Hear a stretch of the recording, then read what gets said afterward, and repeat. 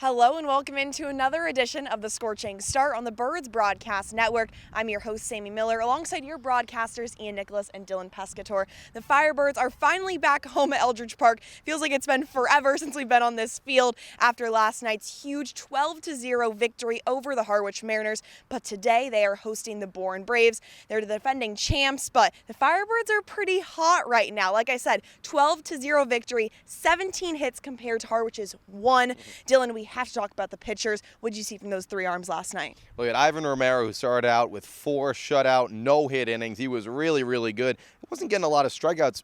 All three weren't getting a lot of strikeouts. Only 2 strikeouts from the pitching staff last night, but they were getting weak contact on the ground, and the defense was really good from the Firebirds as well. Chase Hungate took the middle innings, 5, 6, 7. He was keeping the ball at the bottom of the zone with his 2-seamer that runs in on righties. And then Sam Leboki, his slider was really good, along with the fastball at the top of the zone. 1 hit allowed in that 9th inning. That kind of, takes a little bit of the air out of it. Wanted that no-hitter, but still absolutely fantastic performance from the pitching staff.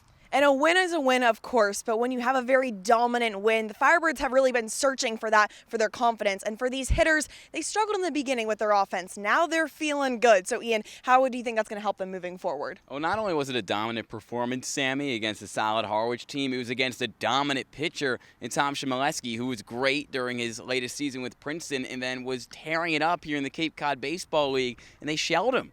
6 runs, 3 of them earned. He committed an error, so technically he saved himself by committing an error, which was kind of weird. But the top of the order dominated, just pounded that curveball that he left up in the zone, and everybody at the top of the order had multiple hits. And then even Owen Carpellotti and other big names in the bottom of the order contributed as well. So it was the most well-rounded, perfect offensive performance you could possibly have, something that's going to be very hard to replicate. But at the end of the day, you did it against a great pitcher, and you needed that win on the road. And one player who has really been stepping up is Drew Farreau. He was going to Florida State, and this is going to be huge for his confidence moving forward. He struggled in the beginning, but now he's heating up. Last night, had 2 hits and a run. Dylan, what are you seeing from Drew? I think this could be an absolute wild card for the Firebirds. He has so much power in that bat. Looking at the numbers, he broke the freshman home run record at UCF this past season, heading to Florida State in the fall. He could really bring a huge impact in this lineup. He bats 7th today, getting his bat in the lineup on consecutive days. Can be big for Orleans. And it's always a good day when you see Daniel Avitia's name starting on the mound for the Firebirds. The GCU right-handed pitcher has been one of the best pitchers in the entire league. Sadly, it is his final start for the Firebirds, but there's a reason he's been so dominant. What is that reason, Ian? He works so fast and he pounds his zone so often. It's a dangerous combination, and batters just can't keep up with it. He has solid stuff, but he treats it like it's the best stuff in the league. His confidence is sky high. Even after probably his shakiest performance of his summer, which by his standards isn't good, but by anybody else's standards would be pretty solid just about a week ago against Harwich. Gave up 3 runs. I think he's going to come back tonight in his final performance, continue to work quickly, trust his stuff, pound the zone, and give Orleans 5 to 6 quality innings. And these Bourne Braves have been one of the hottest teams all summer long. Dylan, what do you think is the main factor to that and a player to watch out for as well? Yeah, their pitching's been really good, but also their hitting. Their offense has been really hot the past week, led by Caden Bodine, their catcher, along with Derek Bender. We know his name.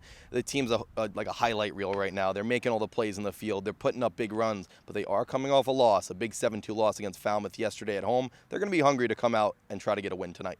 And guys, you know what time it is. I need the keys to the game. Ian, you're up first. I would like to see no errors tonight. I know last night was almost a no-hitter, and it was about as good as you could have offensively, but there were 2 errors committed. And when you play so well from the plate and from the mound, you can get away with that, but you're not going to be able to get away with it every single night. Can't commit an error tonight. Ian, I love it. Dylan, how about you? Score first, get on the board early, start to get Aviti a little bit of confidence with the run support. Ivan Romero was big with run support as well behind him. Any pitcher is. Aviti with runs is almost unbeatable.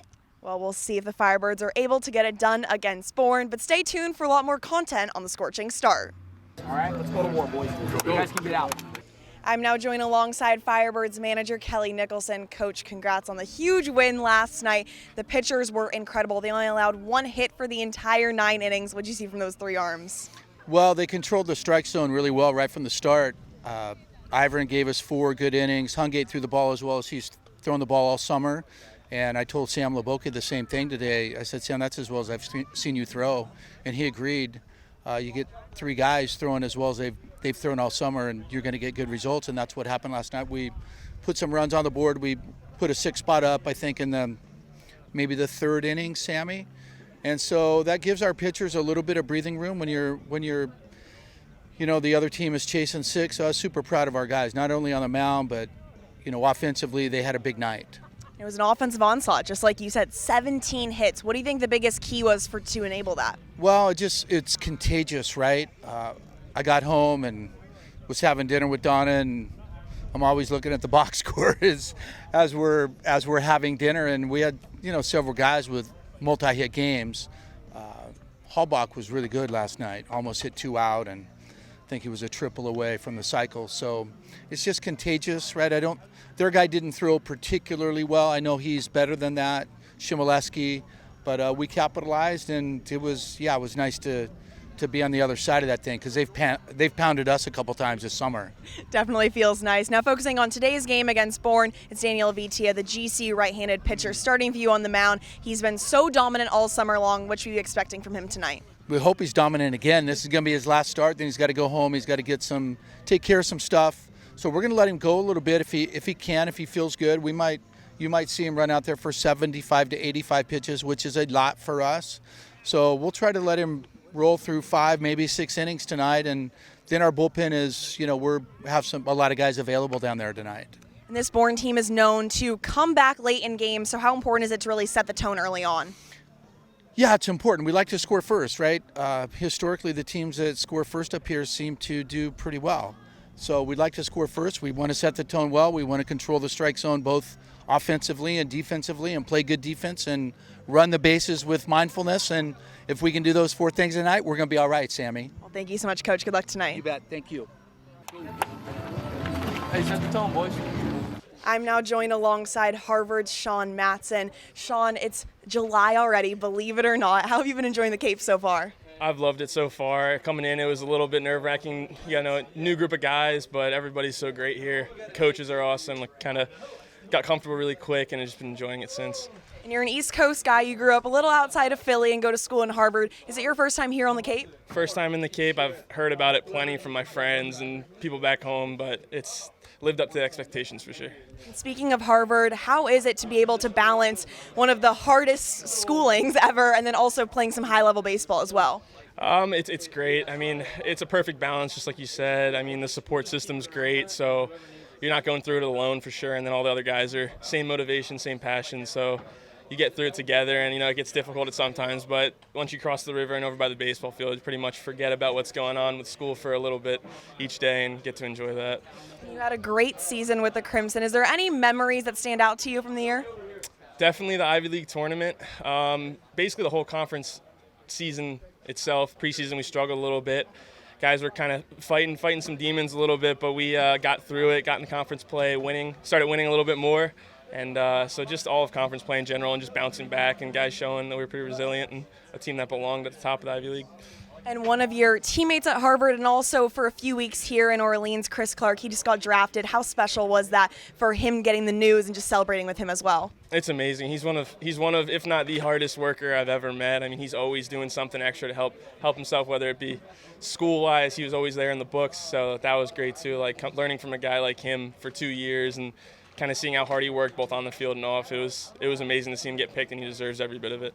We have to talk about your family, your amazing sister, Erin, 4 national championships with field hockey. Now at 23 years old, she's the head coach of North Carolina. How proud are you of her? So proud. She's such a supportive human being, and I can only do the same for her, and she's so humble, and so I like to brag about her myself because she doesn't do it at all. So it's amazing. I'm really proud of her, the whole family, all of our friends. Just it's great having her to look up to and be a role model in my life. And how awesome was it being able to grow up with someone that's also a competitor? Do you think it really just built your competitive fire? Absolutely. It was just constant competition, but it was also support. There's a good mixture of us going at each other and trying to win. So my whole life, I've been trying to best her a little bit in the whether it be playing basketball in the backyard or racing in the pool, something like that. But it's been great. Just the constant competition and constant support out of her have been amazing, and I can only do the same for her, and so proud of her, and it's just been awesome. I know you also have a great relationship with both of your parents. Your dad played baseball in college, your mom played softball, so how awesome was it to have 2 people that really know the game well that could help you growing up? It's been amazing. My mom and dad, they've done everything for me. They've given up things just to see my life have as much success as possible, and same with my sister, and they're always here for me. And my dad's always got a little tip or two whenever I'm feeling down or if something's not going right. He always seems to have the answer, so it's great. It's great. And Sean, anytime you come in, you're the closer. I feel like everyone takes a sigh of relief when you come onto the mound in the 8th or 9th inning. How awesome does it feel to really have that trust from the coaches and your teammates as well? It's amazing. I mean, like you said, the coaches and teammates, the trust from them and the respect they have for me, it's a great feeling. I feel like that itself carries me on the mound. Like when I'm running out, I know that the guys are expecting a lot from me, and I can trust everybody behind me is going to help me out, and everybody at the plate's going to help me out. So, we're all here for each other, and I think that's what really helps me on the mound when I come in those situations. And one of the most important parts of baseball is having that strong relationship with a pitcher and a catcher. You have two great catchers in Henry and Owen. So how awesome is it to be able to have that connection? Do you think it helps you out there on the bump? It's amazing. It's amazing. I mean, trusting them to call the game. I'm up there not even thinking. I'm just out there competing. I can trust that they're going to keep everything in front or call the right game, and I'm out there just pitching, and they're really doing a little more work than me back there. So it's great. It's awesome. And we have about 3 weeks left. So is there anything that you still want to accomplish with your time here? I would love to win it all. I think we can. I think we're heating up a little bit more. I mean, all the guys, they want to be here right now, and I think they all want to finish it out strong. So I think winning it all would be what I would like to accomplish in the end. And putting baseball aside, what does Sean Matson like to do in his free time? Oh, man. I like to play basketball a little bit. Going to the beach here is awesome. Big on just hanging out with friends, just creating relationships that are going to last a long time, and it's awesome here. It's easy. The guys that I've met here and the relationships I've built already, just hanging out with them and spending as much time with these new faces that I hopefully get to talk to for the rest of my life. Perfect. Well, thank you so much and good luck tonight. That'll do it for this edition of the Scorching Start on the Birds Broadcast Network. Make sure you tune in at 6:30 when the Orleans Firebirds take on the Bourne Braves.